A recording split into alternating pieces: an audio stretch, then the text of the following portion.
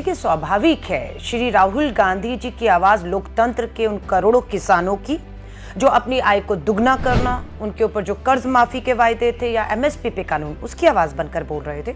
श्री राहुल गांधी जी देश के करोड़ों बेरोजगार युवाओं की आवाज बनकर बोल रहे थे। श्री राहुल गांधी जी करोड़ों महिलाएं जो महंगाई की मार झेल रही हैं, वो हमारी बेटियां जो बलात्कार या शोषण की शिकार, उनकी आवाज बनकर बोल रहे थे। श्री राहुल गांधी जी भारत जोड़ो यात्रा में देश के दलितों से मिले, आदिवासियों से मिले, कश्मीरी पंडितों से मिले। राहुल गांधी उन सबकी आवाज ही तो थे और उस आवाज को दबाने का काम केंद्र की तानाशाह भाजपा सरकार ने किया।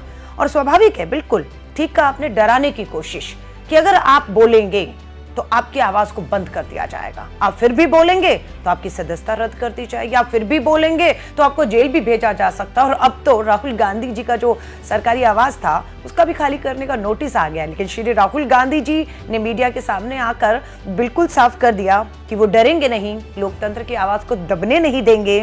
वो 2 साल के लिए जेल भी जाने को तैयार है, सदस्यता भी जो उनकी ली गई है उसको भी उन्होंने स्वीकारा है, और वो अपना जो है आवाज भी सरकारी जो है 1 मिनट में देने को तैयार हो गए। लेकिन समझौता नहीं कर रहे कि हाँ, जो मांग उठाई जा रही है बार बार संसद में, 20,000 करोड़ अडानी की शेल कंपनियों के माध्यम से जो लगा है वो किसका है, ये तो पूरा देश जानना चाहता है ना। लेकिन भाजपा ज्वाइंट पार्लियामेंट्री कमेटी, 16 संसद हमारी विपक्षी दल हैं, 200 से अधिक सांसद हैं, लगातार जेपीसी की मांग कर रहे हैं। क्यों डर रही है भाजपा की केंद्र सरकार, देश जानना चाहता है।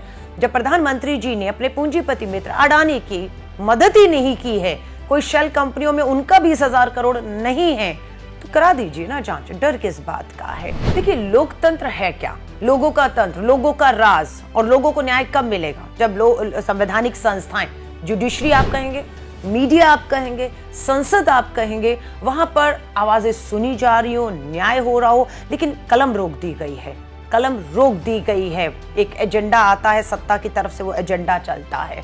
जुडिशरी पे किस तरीके का दबाव है ये मैं नहीं कह रही हूं, लगातार अभी हमारे पूर्व मुख्य न्यायाधीश यूयू ललित जी ने कहा, बिल्कुल ये संवैधानिक अधिकार है लोगों का, जो केंद्र की सरकार लगातार छीनने का काम कर रही है कि आप यहाँ प्रोटेस्ट नहीं कर सकते, वहां शांतिपूर्ण मार्च नहीं कर सकते। आज जब मैं आपसे बात कर रही हूँ, इस समय चांदनी चौक के लाल किले पर हम लोगों ने लोकतंत्र बचाओ शांति मशाल मार्च रखा है, लेकिन पुलिस ने 144 धारा लगा दी है कि आप नहीं मार्च कर सकते, शांति मार्च नहीं इस देश में हो सकता है। राजघाट में आपने देखा कि किस तरीके से हम लोगों ने एक सत्याग्रह बैठकर शांतिपूर्ण मौन तरीकों से वहां पर का, उसमें भी 144 धारा लगा देगी। संसद में नहीं बोल सकते, सड़क पे नहीं बोल सकते हैं आप, अदालतों में किस तरीके का दबाव चल रहा है, ये राहुल गांधी जी के मामले से साफ हो जाता है। तो लोकतंत्र का मायना है संवैधानिक संस्थाओं को, संविधान को, लोकतंत्र की आवाजों को सुने जाना, जिसे कुचला जा रहा है, और हम सिर्फ उसको बचाने के लिए पूरी लड़ाई लड़ रहे हैं। देखिए, जब श्रीलंका का जो है मंत्री जो हैं, या फिर आपके बांग्लादेश के मंत्री जब ये कहते हैं आकर कि केंद्र की भाजपा सरकार ने उन्हें ये कहा है कि अडानी और वहां की सरकारों के बीच में जो समझौते होंगे वो गवर्नमेंट टू गवर्नमेंट मान लिया जाए, तो शक तो पैदा होगा ही। जब आप पता लगता है कि हिंडनबर्ग की रिपोर्ट से खुलासा होता है कि 20,000 करोड़ रुपया शेल कंपनियों से लगा हुआ है, हम पूछते हैं तो आप जवाब नहीं देते हैं। राहुल गांधी जी ने पूछा, प्रधानमंत्री जी बस ये सदन में खड़े होकर देश को बता दीजिए कि कब कब आपने अडानी को अपने जहाज में बिठाकर किन किन देशोों में लेकर गए, किन किन राष्ट्र प्रमुखों से मिलवाया, और क्या क्या व्यापार बिजनेस जो है वो उन्हें आपने दिलवाया है, जिसका लाभ देश को हो रहा है नहीं हो रहा, वो बताइए।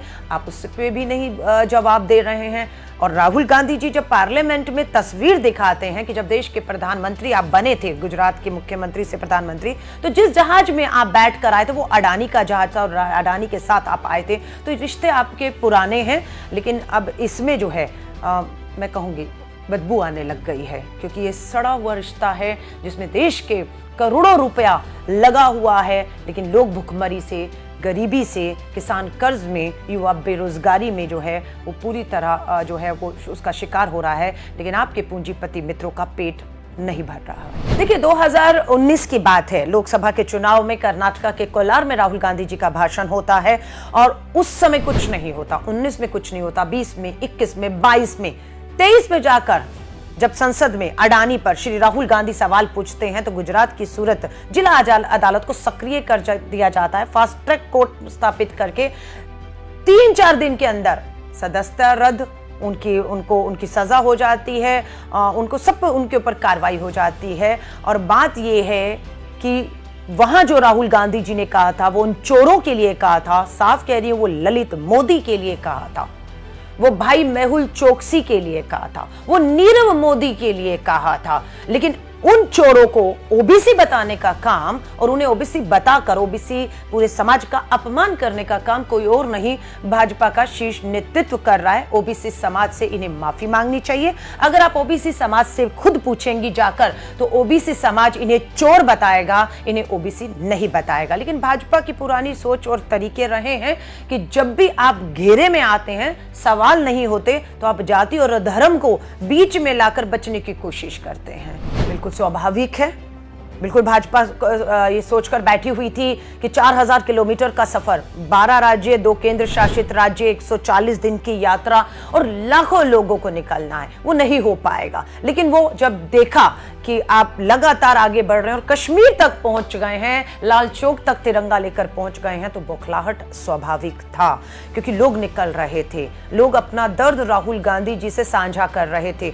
और सबसे बड़ा फायदा मैं आपको बताऊंगी हुआ कि राहुल गांधी जी देश को जानते हैं, लेकिन जो देश राहुल जी को जानता था वो भाजपा के चश्मे से जानता था, जिसमें राहुल गांधी को बिल्कुल एक अनाड़ी और एक पप्पू, एक छवि जो है भाजपा ने पूरी अपनी सत्ता, ताकत, धन, बल, उनकी छवि को जो है बिगाड़ने में लगाया। लेकिन राहुल गांधी जी जब 4000 किलोमीटर चले, लोगों के बीच में, लोगों के साथ उठे बैठे, उनका दर्द साझा किया, तो लोगों को राहुल गांधी क्या है वो समझ आया। बस यही से भाजपा का जो पूरा प्रोपेगेंडा था, जो पूरी मशीनरी, जो पैसा, जो समय आज तक उन्होंने उनकी छवि को बर्बाद करने के लिए लगाया था, वो ध्वस्त होता हुआ ताश के पत्तों की तरह जब गिरते हुए दिखा, सीधे चुनौती मिलते हुए इस तानाशाह मोदी सरकार को मिलते हुए दिखी, स्वाभाविक है उनका बौखलाहट में आना। देखिए, मैं फिर कहूंगी, स्वाभाविक है जो सांसद संवैधानिक तरीकों से लोकतंत्र में लोगों द्वारा चुनकर भेजे गए हैं, वायनाड के लोगों की आवाज, वायनाड के लोगों ने उन्हें चुना और भेजा। लेकिन राहुल गांधी वायनाड के साथ देश की आवाज थे, वो देश की आवाज। ये सोच रहे हैं कि संसद में राहुल गांधी जी की सदस्यता खत्म हो जाएगी तो वो आवाज कमजोर हो जाएगी या दब जाएगी, सुनाई नहीं देगी। ये बहुत बड़ी गलतफहमी है। उदाहरण दे रही हूं महात्मा गांधी जी का। राष्ट्रपिता महात्मा गांधी जी किसी भी सदन के कभी भी सदस्य नहीं रहे। सदन से बाहर उन्होंने लोकतंत्र को एक ताकत देने का काम किया, लोगों की आवाज सुनी और लोगों की वो आवाज बने और वो आगे लोकतंत्र को जिंदा रख पाए। राहुल गांधी जी भी, बिल्कुल मुझे विश्वास है, राष्ट्रपिता महात्मा गांधी जी के दिखाया रास्ता, सत्य और अहिंसा के रास्ते पर चलकर आगे बढ़ेंगे और इस तानाशाह सरकार को, इसी लोकतंत्र की आवाज को ताकत देते हुए मजबूत से आगे बढ़ते हुए उखाड़ फेंकेंगे। 2024 में ये मेरा नहीं, करोड़ों बेरोजगार युवाओं का, महंगाई की मार झेल रही महिलाओं का, हमारे देश के अन्नदाता किसानों का, सरहद पे खड़े जवानों का, मैं कहूँगी दलित आदिवासी, मैं कहूँगी ओबीसी, मैं कहूँगी, और मैं कहूँगी कश्मीरी पंडितों का सपना है कि अब उन्हें मुक्ति चाहिए भाजपा की इस तानाशाह सरकार से। उन्हें देश में अमन, प्यार, भाईचारा और शांति चाहिए, सद्भावना चाहिए, जिसका प्रतीक श्री राहुल गांधी जी बन चुके हैं।